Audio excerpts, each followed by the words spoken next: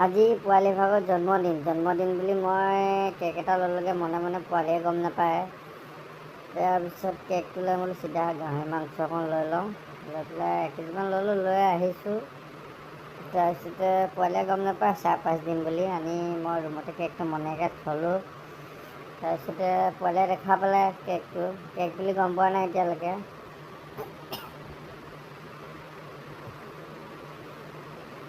তাৰপিছতে এতিয়া খুলি চাবলৈ দিলোঁ।